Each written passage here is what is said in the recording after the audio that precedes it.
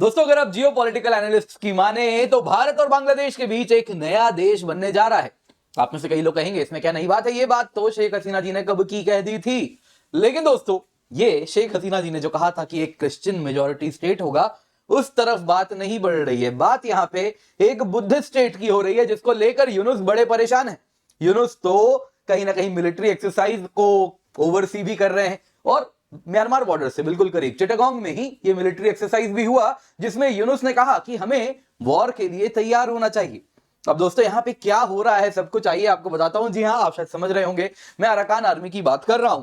दरअसल दोस्तों यदि आप 21वीं सदी में देखें तो जो पूरा जियो पॉलिटिक्स होने वाला है, दो प्रमुख ओशंस के इर्द गिर्द होने वाला है।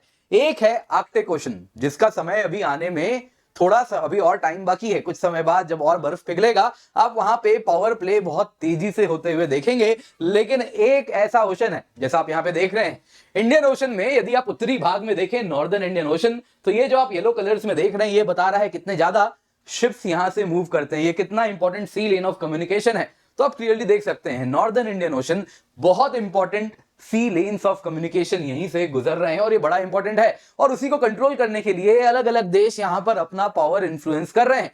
इसी की बात शेख हसीना जी ने भी कहा था और उसमें बहुत बड़ा रोल है इस इलाके का। जैसे जैसे भारत मजबूत होता चलेगा, ये इलाका म्यांमार, बांग्लादेश, ये सभी यहां पे अलग अलग कंट्रीज अपना प्रेजेंस बनाना चाहेंगे भारत को भी चेक में रखने के लिए। तो हमें जानना होगा आखिरकार यहां पे क्या हो रहा है, कुछ नया जिसकी बात हो रही है, जो कंटिन्यूअसली अलग अलग अखबार में अगर आप देखें तो इस प्रकार से ओपिनियन पीसेस आने शुरू हो गए हैं, जिसमें अलग अलग एनालिस्ट कंटिन्यूअसली कह रहे हैं कि एक नया देश बनने वाला है।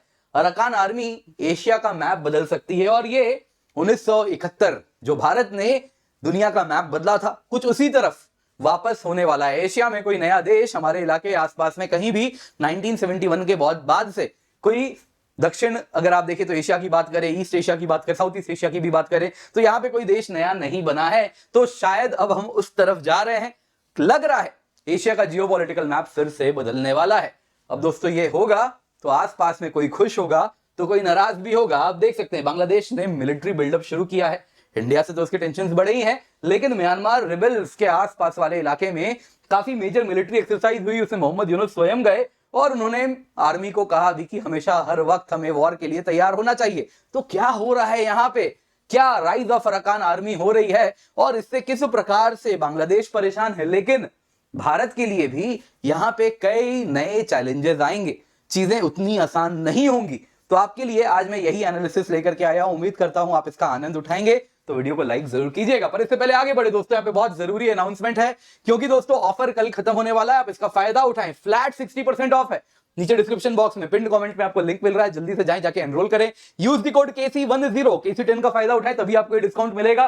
23,499 में 1 साल का कोर्स है, 1.5 साल का कोर्स 24,999 में है। इस कीमत पे कंप्लीट जीएस का कोर्स है, कंप्लीट CSAT का कोर्स है, प्रीलिम्स टेस्ट सीरीज है, mains test series with evaluation आपको मिल रहा है। तो इसको अपने हाथ से जाने ना दें। इसके सिवा एश्योर्ड सक्सेस का भी बेनिफिट आपको मिलेगा, जिसके अंतर्गत यदि आपने मेहनत की, आपने हमारे क्लासेस देखे, मॉक टेस्ट दिए, मेंस टेस्ट सीरीज भी दिया, उसके बाद भी यदि आप एग्जाम नहीं क्लियर कर पाए तो आपको 1 साल का एक्सटेंशन हम देंगे। कुछ टर्म्स एंड कंडीशन है, इसका आप जरूर पढ़ लें और उसके बाद नीचे दिया गया डिस्क्रिप्शन बॉक्स पिन कमेंट में जाके एनरोल करें। Use the code KC10। तो हुआ क्या है, न्यूज में क्या है दोस्तों, अगर आप देखें तो अराकान आर्मी मिलिट्री हुंता जो म्यांमार की है, उससे काफी समय से वो लड़ रहे हैं, करीबन पिछले 4 सालों से। और इसके बाद फाइनली हुआ यूं है, यूनाइटेड लीग ऑफ अराकान, जिसका मिलिट्री विंग अराकान आर्मी है, उसने जो इस पूरे के पूरे इलाके में, जिसको रखाइन स्टेट आप कहते हैं, फॉर्मली इसी को अराकान कहा जाता था, यहां पे 18 टाउनशिप्स इन टोटल हैं, उनमें से 15 पे आज किसकी पकड़ है, अराकान आर्मी की। यानी कि यहां से मिलिट्री हुंता को मोर और लेस निकाल दिया गया है। 3 टाउन और कंट्रोल में आ जाएंगे तो पूरा का पूरे तरीके से रखाइन स्टेट, या फिर जिसको फॉर्मली अराकान बोलते थे, वो इन्हीं के कंट्रोल में आ जाएगा। अब दोस्तों यहां पे बांग्लादेश इससे बड़ा परेशान हो रहा है, क्योंकि आप देख सकते हैं बांग्लादेश का बॉर्डर यहीं पर है और इसी के ठीक बॉर्डर आप पार करेंगे, रोहिंग्या का रेफ्यूजी कैंप है, यहीं पे कॉक्सेस बाजार भी है, यहाँ पे सितवे पोर्ट भी है, जो कि भारत के लिए बड़ा इंपॉर्टेंट है। आपको मालूम होगा किस प्रकार से कालादान मल्टी मॉडल पोर्ट है, उसके लिए कितना इंपॉर्टेंट है। लेकिन दोस्तों यहां पे जैसे जैसे अराकान आर्मी मजबूत होती जा रही है, उसके बाद हुआ यूं है कि बांग्लादेश थोड़ा परेशान है, वो मिलिट्री प्रिपरेशन मजबूत कर रहा है। और इसके साथ साथ अभी रिसेंट बात है, चिटागोंग में एक मिलिट्री एक्सरसाइज हुआ, उसमें मोहम्मद यूनुस गए, वो जाके बोले कि बांग्लादेश आर्मी को वॉर के लिए तैयार होना चाहिए। इससे कई कान खड़े हुए हैं कि आखिरकार क्या होने वाला है यहाँ पे। तो आइए दोस्तों सबसे पहले समझते हैं ये नया देश जो अराकान बन के उभर सकता है, जिसकी संभावना बताई जा रही है, आखिरकार यहाँ पर हो क्या रहा है।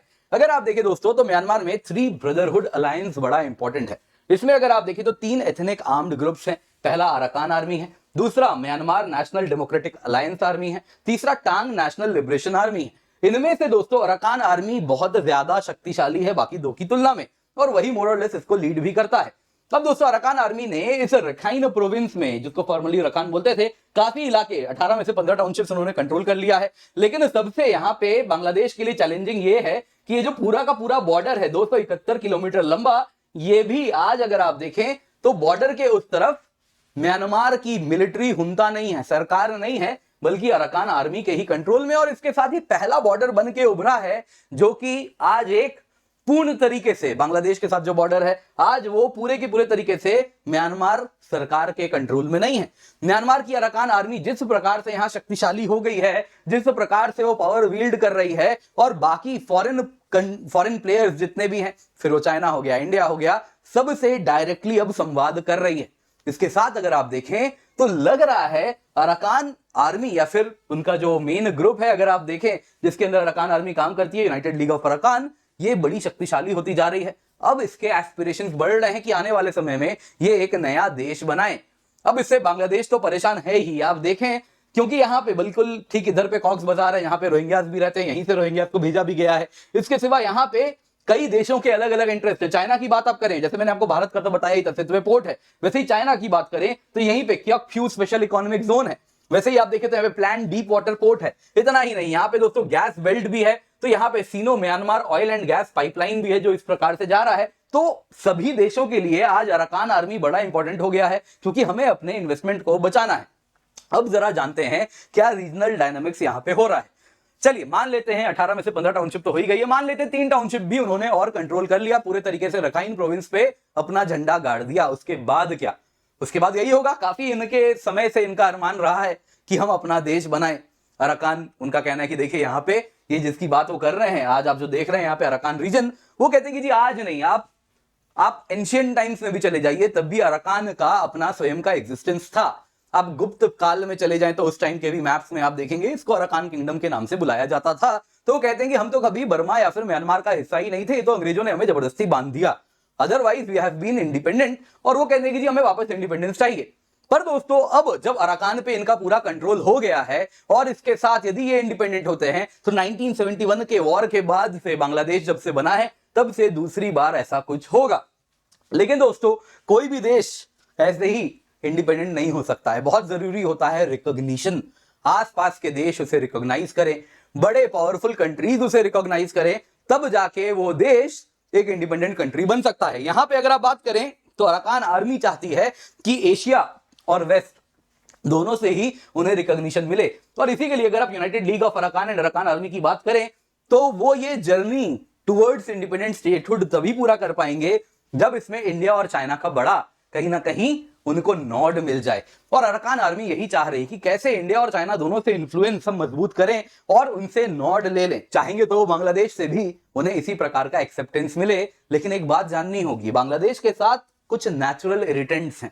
भारत के साथ वैसे अराकान आर्मी के कोई इरिटेंट्स नहीं है, चाइना के साथ भी नहीं है, लेकिन बांग्लादेश के साथ उनके कुछ नेचुरल इरिटेंट्स हैं।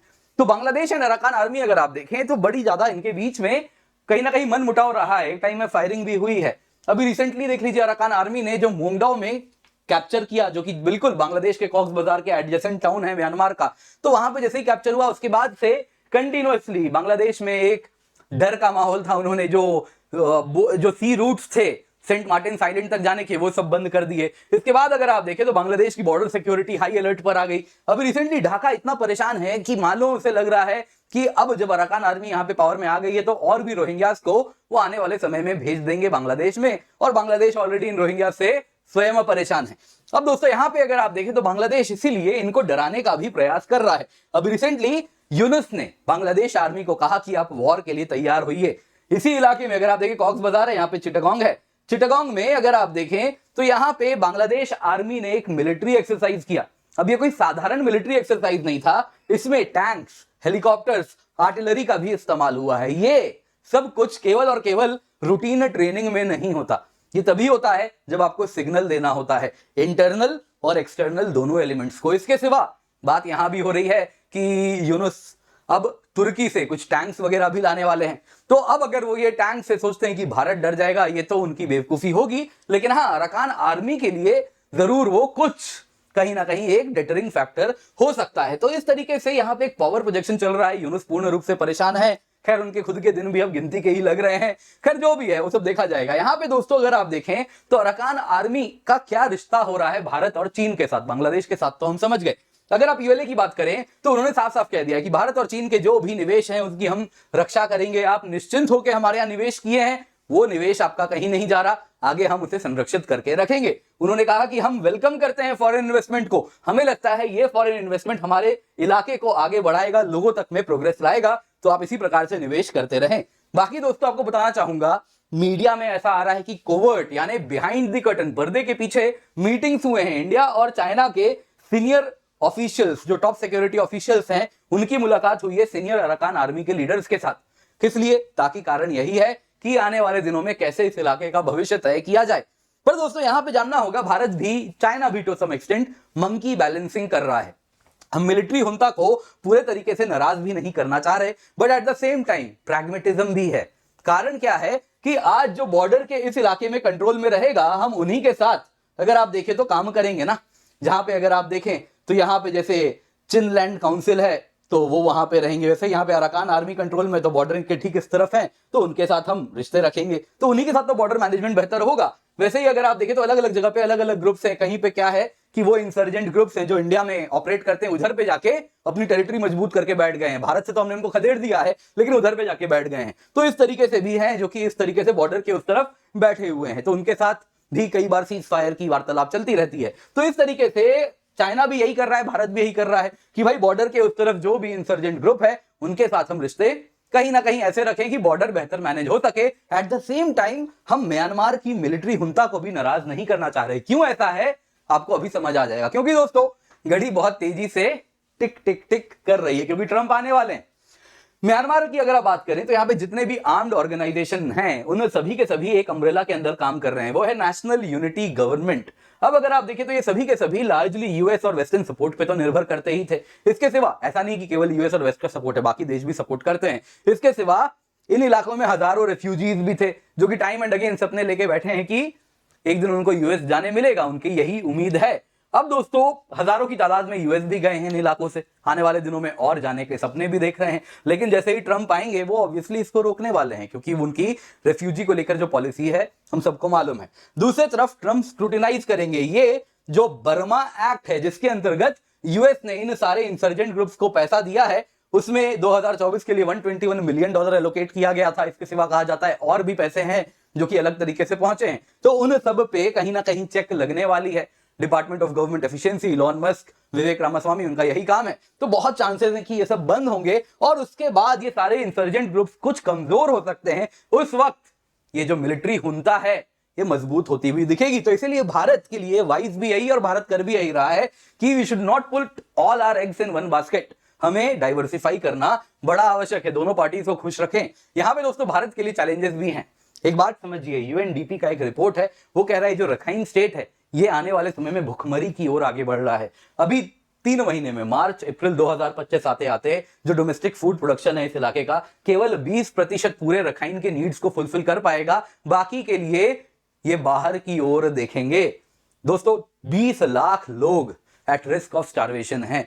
नतीजा क्या होगा? सबसे पहले तो दोस्तों ये जो लोग हैं ये छोड़ छोड़ के रखाइन भागेंगे। कहां भागेंगे? उसमें से कुछ बांग्लादेश जाएंगे और काफी हो सकता है भारत भी आएंगे। तो कहीं ना कहीं जैसे मणिपुर लाइक समस्या जो हमारी बड़ी है उस प्रकार से और भी आप आने वाले दिनों में म्यांमार से आने वाले लोगों को देखेंगे, रिफ्यूजी का प्रेशर पड़ेगा। तो हमें उसके लिए तैयार रहना चाहिए।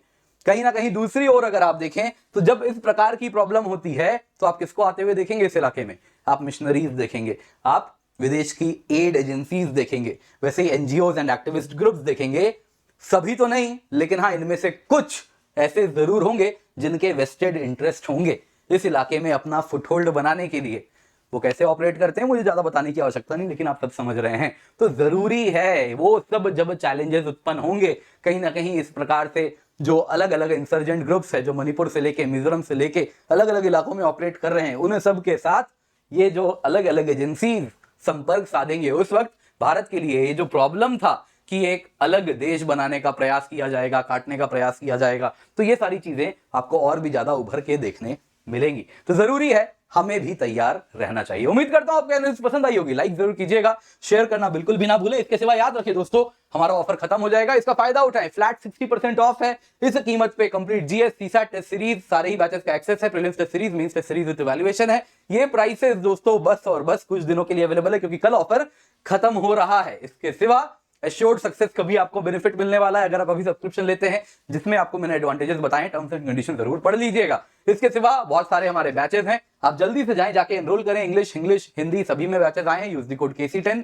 इसके सिवा प्रीलिम सक्सेस प्रोग्राम 2025 है, जिसमें अगर आप देखें तो कंप्लीट सिलेबस कवरेज होगा। 20 प्रीलिम्स मॉक टेस्ट है, कंप्लीट करंट अफेयर्स रिवीजन है, डेडिकेटेड डाउट सॉल्विंग है। 16 जनवरी से बैच स्टार्ट हो रहा है। इसका फायदा आप जाके अवश्य उठाएं। ऑप्शन बैचेस भी आपके लिए हम लाए हैं, जरूर जुड़े। इसके सिवा यूपीएससी इंटरव्यू प्रोग्राम आपके लिए है, बिल्कुल फ्री। अगर आप इंटरव्यू देने वाले हैं, जरूर जुड़िए।